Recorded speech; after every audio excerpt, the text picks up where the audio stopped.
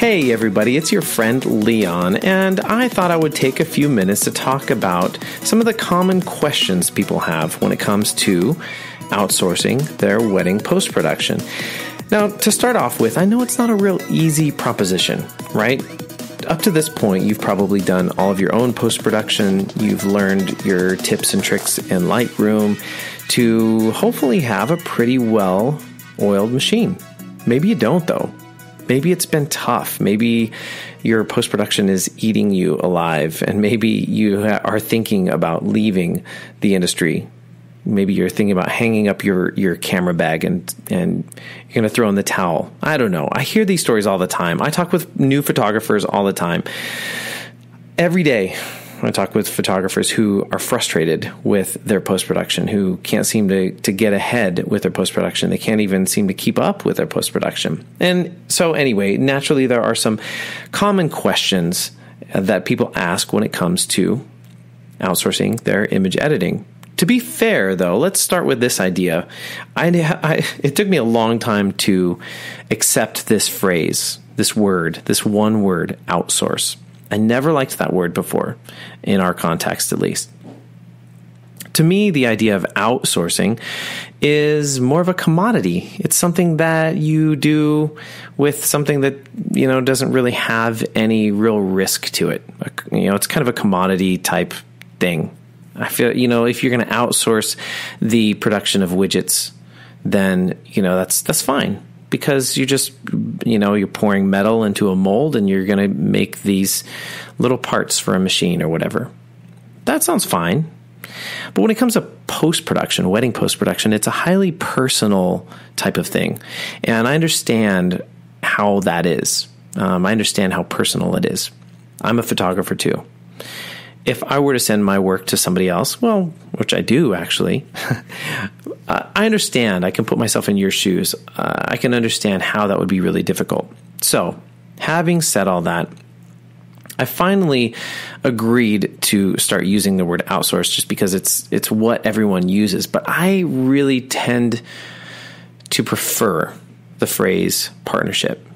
Or what else could we call? I mean, sure, we could come up with a lot of other phrases. I feel like this is more along the lines of hiring an assistant to work in your office and do your post-production than it is outsourcing. I feel like outsourcing is so removed and you're just very emotionally removed from the whole equation. But in our world, we do everything we can to make sure that we understand your preferences, that we understand your mindset when you shoot, when you edit, and when you're delivering these files to your clients. So for us, outsourcing is not a commodity type of transaction. Outsourcing is a very personal thing that we take time to get to know you. Where we take time to get to know you, and we take time to understand how you like to edit your images. And we do that through samples.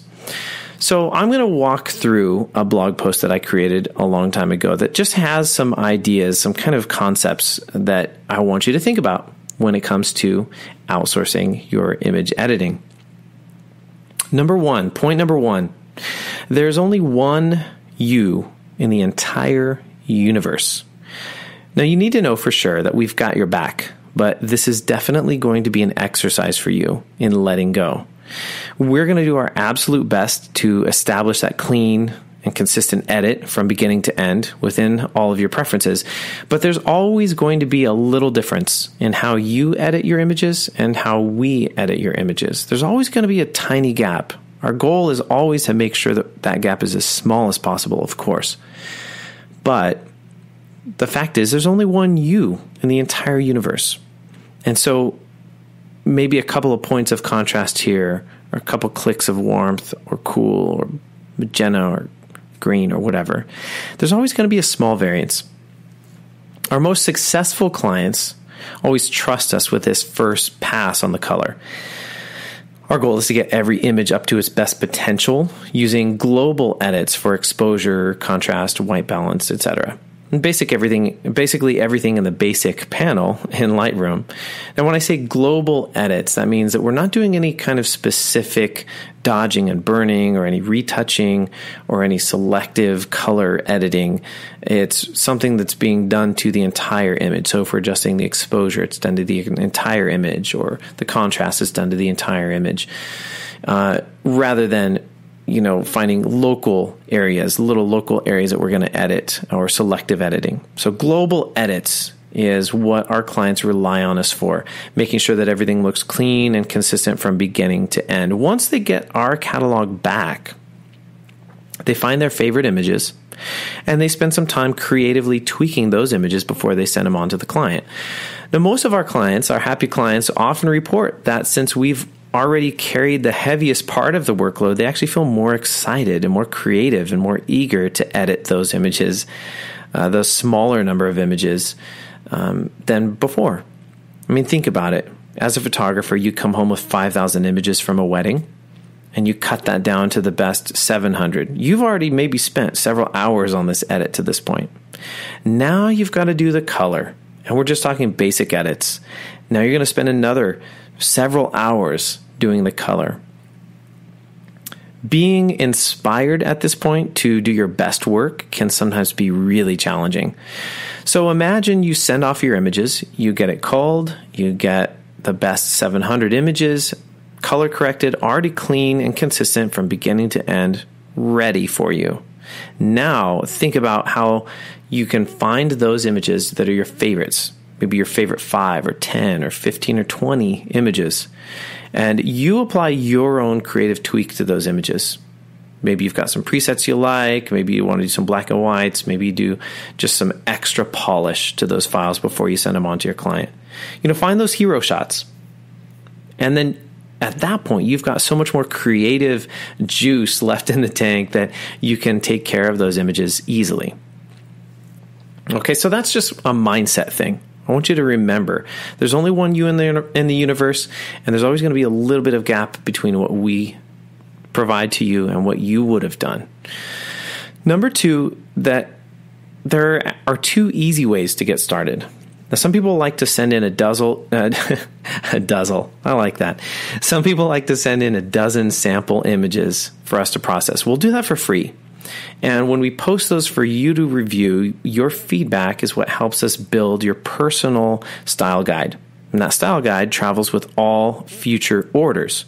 So if you don't really have an order on deck or in the pipeline, this is one easy way to get started. Just go grab 12 images that you want to send to us. And they can be different colors, different shoots, different lighting conditions, whatever you want. Put us to the test. The most 12 difficult images or your best images, I don't care. It could be any range in between. A lot of people like to put us to the test. They give us those tricky mixed light images. They slide a couple in there, and that's fine. Now, we're going to process those for free. We post those for you to review, get your feedback, build your style guide. Now, if you happen to have an actual first order and you're ready to get started with us, you can send that over to us. We will pull 20 images from different lighting conditions. We'll process them and post them for you to review. Same process. And once we get your approval, once we get that green light, we will move forward and actually complete the full order. I think it's important also to mention, I'm going to mention this here in a minute too, but I think it's important to remember that when we send your order back to you, when we deliver your order, it's okay to give feedback. Even if it's your 10th order with us, it's okay to give feedback. We thrive off of feedback. Number 3, you got to decide, are you a master catalog or a single catalog user? A lot of people, when they get started with Lightroom, they don't realize that you can create a single catalog for every shoot. You could create a single catalog with 10 images in it if you want. So what happens is a lot of people, they get started with Lightroom and they start adding every single shoot they've ever done into their Lightroom catalog. Eventually, they have tens of thousands of images, and Lightroom seems a little slow. However, there are trade-offs, right? With a master catalog, it's amazing because you have access to everything that you've shot. If you keyword your images, you can easily filter and see those keywords. You can filter by star rating or color label. So it's very, very powerful when it comes to organization. The downside is that it just gets a little bit heavy, a little bit bloated, and sometimes takes a while to load and respond. So the more common way, or the more lightweight way, is to create a single catalog for every shoot. And each have their pros and cons, obviously. I mean, single catalog is not going to have all of the keywording for every image that you've ever shot. It's not going to be as easy to find all of your 5-star images from last year. But it is very, very lightweight and easy to send that catalog to us for editing. And then when we send back a new catalog, it's easy to just overwrite the old one, and boom, everything is locked and loaded, ready to go. By the way, Lightroom, just making this very clear that our service is Lightroom based. If you're using Bridge, we have an option for you, of course, but most people are using Lightroom, which would be a Lightroom 5 or Lightroom CC. The important part is that we have the Lightroom Smart Previews. When you send an order to us, it's just simply the Lightroom catalog and the Smart Previews file. That makes sending and receiving files super swift and tidy. Point number 4, I want you to know that we only bill you once we deliver your files. So a lot of people see the order form and they get scared. Oh, I don't want to have to pay for this before I send in the order. I don't know if it's going to be what I want, right? Well, hopefully we've already done some samples for you. You've had a talk with us and you understand our heart in understanding your preferences. But I just like for people to know that every order that we deliver, you'll see those files in your inbox first. And then after that, you'll see a link to your online invoice. The reason we like to do it that way is because I want you to have a chance to see those files first, review the order, make sure that our work is good, make sure that you're happy with it. Once you're happy with it, then you can pay your invoice. Most of our happy clients, the people who love us the most, our fans, they just leave a credit card on file with us, like you would for your print lab or your album company. And then it's just one less thing for you to worry about. Once we send the files, we run your card, and boom, it's done. And then lastly here, point number 5. Did we miss the mark? Yes, we are amazing editors, professional editors, a team of amazing professional editors, but we're not perfect. You might get an order back and feel that maybe we could have done a little bit better. Now, first thing I want you to know here is that we are always eager to redo your work if we've missed the mark. One of the worst things that happens to me in my workday is I get an email, usually first thing in the morning. I'll get an email that came in at like 3:30 in the morning.